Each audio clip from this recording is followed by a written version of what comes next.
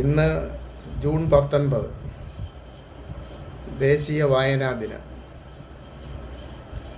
കേരളത്തിൽ അടുത്ത മാസം 18 വരെ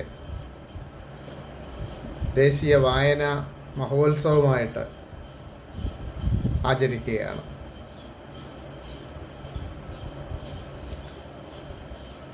വായനാ ദിനത്തിൻ്റെ പ്രാധാന്യം മനസ്സിലാക്കി നിങ്ങളെല്ലാം ഇന്ന് ഏതെങ്കിലും പുസ്തകങ്ങൾ വായിച്ചിട്ടുണ്ടാവും എന്ന് എനിക്കറിയാം. വായന ഒരു ദിവസം കൊണ്ട് നിൽക്കുന്ന കാര്യമല്ല, അത് തുടർച്ചയായ ഒരു പ്രക്രിയയാണ്. എങ്കിലും ഇന്ന് ദേശീയ വായനാ ദിനത്തിനോടനുബന്ധിച്ച് നിങ്ങൾ വായിച്ച പുസ്തകത്തെ സംബന്ധിച്ച് നമുക്ക് വായനക്കാരുമായിട്ട് പങ്കുവെക്കാം. ഞാനിന്ന് വായിച്ചത് ചങ്ങമ്പുഴയുടെ രമണൻ എന്ന പ്രണയകാവ്യത്തിലെ ചില ഭാഗങ്ങളാണ്. ഈ കാവ്യം പലതവണ വായിച്ചിട്ടുണ്ടെങ്കിലും എപ്പോഴും വായിക്കാൻ തോന്നുന്ന, എപ്പോഴും പുതിയ പുതിയ അനുഭൂതികൾ പ്രദാനം ചെയ്യുന്ന വായനാനുഭവമാണ് ഇതുകൊണ്ട് എനിക്ക് ഉണ്ടായിട്ടുള്ളത്.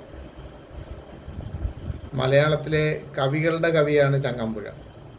അദ്ദേഹത്തിൻ്റെ പ്രസിദ്ധമായ പ്രണയകാവ്യമാണ് രമണൻ. കാവ്യത്തിൻ്റെ ഉപക്രമരംഗം നടക്കുന്ന പശ്ചാത്തലം ഒരു ഗായക സംഘം വിവരിക്കുന്നതോടെയാണ് ഖണ്ഡകാവ്യം തുടങ്ങുന്നത്.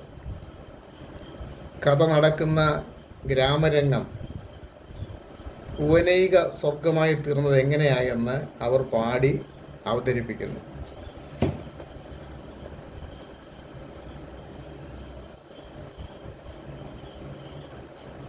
ചങ്ങമ്പുഴയുടെ രമണൻ എന്ന കാവ്യത്തിലെ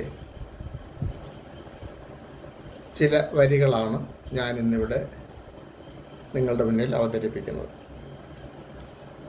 മലരണിക്കാടുകൾ തിങ്ങി വിങ്ങി മരതക കാന്തിയിൽ മുങ്ങി മുങ്ങി കരളും മിഴിയും കവർന്നു മിന്നി കറയറ്റൊരാലസൽ ഗ്രാമഭംഗി പുളകം പോൽ കുന്നിൻ പുറത്തു വീണ പുതുമൂടൽ മഞ്ഞല പുൽകി നീക്കി പുലരൊടി മാമല ശ്രേണികൾ തൻ പുറകിലായി വന്നു നിന്നെത്തി നോക്കി എവിടെ തിരിഞ്ഞൊന്നു നോക്കിയാലെന്തവിടെല്ലാം പൂത്ത മരങ്ങൾ മാത്രം ഒരു കൊച്ചു കാറ്റങ്ങാൻ വന്നു പോയാൽ തുരുതുര പൂമഴയായി പിന്നെ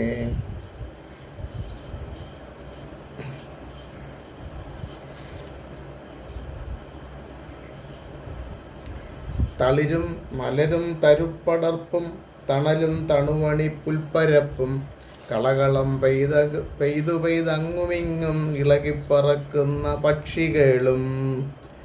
അങ്ങനെ ആ കവിത, ആ ഗ്രാമത്തിൻ്റെ ഭംഗി അങ്ങനെ നമ്മുടെ മുന്നിൽ കൊണ്ട് വിവരിക്കുകയാണ്. ഇവയെല്ലാം ആ വെറും ഗ്രാമരംഗം ഭുവനൈക സ്വർഗമായി തീർത്തിരുന്നു. ഇവയെല്ലാം ആ വെറും ഗ്രാമരംഗം ഭുവനൈക സ്വർഗമായി തീർത്തിരുന്നു. മതി മമ വർണ്ണനം, നിങ്ങളൊന്നാ മലനാട് കണ്ടാൽ കൊതിച്ചു പോകും. മതി മമ വർണ്ണനം, നിങ്ങളൊന്നാ മലനാട് കണ്ടാൽ കൊതിച്ചു പോകും. ഇനി നിങ്ങൾ വായിച്ച പുസ്തകത്തെക്കുറിച്ച് നമ്മുടെ സുഹൃത്തുക്കളോട് പറയാം. നിങ്ങളുടെ വായനാനുഭവം പങ്കുവെക്കാം. അങ്ങനെ നമുക്ക് ഈ ദേശീയ വായനാ മഹോത്സവം ഗംഭീര വിജയമാക്കാം. എല്ലാവർക്കും നമസ്കാരം.